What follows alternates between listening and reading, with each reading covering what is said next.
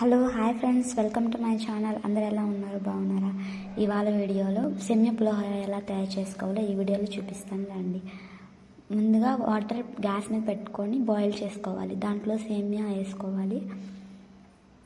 అది కొంచెం సేమియాని ఎక్కువ ఉడికించుకోకూడదు. కొంచెం అంత ఉడికిన తర్వాత దాన్ని వేరే దాంట్లో పోసేసుకొని వాటర్ పోసేసేయాలి. పొడి పొడిగా వచ్చేసేటప్పుడు ఇప్పుడు కడాయి పెట్టుకొని దాంట్లో ఆయిల్ పోసుకొని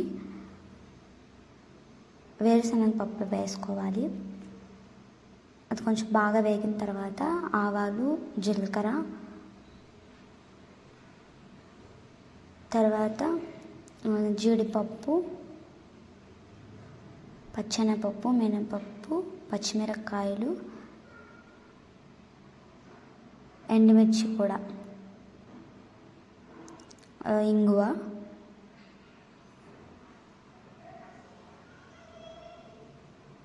కొంచెం బాగా వేడి చేసుకున్న తర్వాత పచ్చిమిరపకాయలు వేసుకున్నాం. కరివేపాకు కూడా వేసుకొని కొంచెం అంత పసుపు, అల్లం వెల్లుల్లి కూడా దాంట్లో వేసుకున్నాను. తర్వాత సేమియా వేసుకున్నాను. దాన్ని కొంచెం బాగా వేపుకోవాలి. కలుపుకున్న తర్వాత నిమ్మకాయలు ఉన్నాయి కదా, అవి కొంచెం అంత బాగా పిండేసి దాంట్లో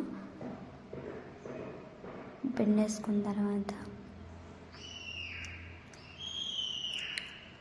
కొంచెం అంత తగినంత సాల్ట్ వేసేసుకుంటే మనకి ఎంతో రుచికరమైన సేమియా పులిహోర 10 minutesలోనే తయారైపోద్ది. మీ ఇంట్లో కూడా ట్రై చేసి నాకు కామెంట్ చేయండి. Thank you.